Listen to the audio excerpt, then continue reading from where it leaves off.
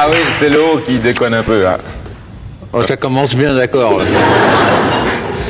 Cher Ettore, je me présente, Childéric Ratiszołowski, jeune comédien, mais je fais carrière sous le pseudonyme de Chico. Je rentre d'un court séjour en Italie où, comme ça ne marchait pas en France, j'avais décidé de tenter ma chance. Mon premier film ne s'est pas bien passé.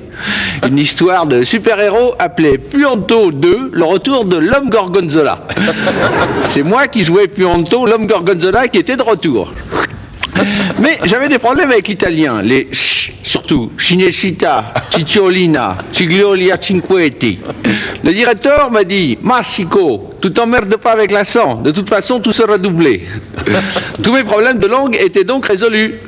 Mais restait encore la dent que ma partenaire avait inexplicablement contre moi. Elle a demandé, puisqu'il va être doublé, est-ce qu'il ne peut pas garder la bouche fermée à partir de maintenant?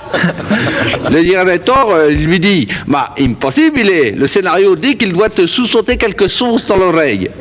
La fille a répondu, il ne va pas plutôt me le mettre par écrit et me le faire porter par coursier? Ça m'a vexé, j'ai rendu illico mon costume d'homme Gorgonzola.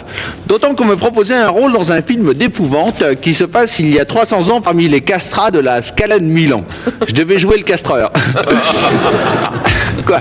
Mais j'ai refusé de jouer dans ce film, Crash les Noiotoli Bene, en français, Crash bien les noyaux, car il voulait changer mon nom et me donner au générique le pseudonyme d'Osso Buccal. Jamais de la vie. En revanche, j'ai tourné dans des publicités. Un spot génial, comme dirait Bonaldi. Au début, on me voit manger un plat de spaghettis, cuits comme je les aime, al dente. Je les aspire, puis avec une raclette, je ramasse... C'est moi continuer.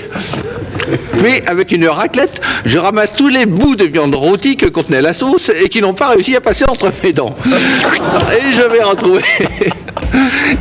vais retrouver ma fiancée, interprétée par une comédienne qui avait fait un pari. Si elle gagnait, elle allait à Hambourg tourner gratuitement un porno sadomaso où on lui écraserait de vrais mégots de cigarettes sur la poitrine. Si elle perdait, elle tournait pour un cachet mirobolant une scène de baiser avec moi. Elle a perdu. Donc, j'arrive chez elle. Elle me dit, Empesto, mi amore. Empesto, c'était le nom qu'ils avaient donné à mon personnage. Empesto, dit-elle. Enfin, toi. Là, moi, dans le but de l'embrasser, j'ouvre un large bec. Mais elle me repousse. Qu'est-ce que t'as bouffé, toi, Nino? T'as la bouche drôlement pâteuse. Et là, je me tourne vers la caméra et je dis en souriant, pâteuse, oui, mais de Panzani. J'espère que ce spot va faire de moi une star de l'autre côté des Alpes, car j'adore l'Italie, on y mange si bien. Or moi, attention, il faut pas me la faire, je suis fine gueule.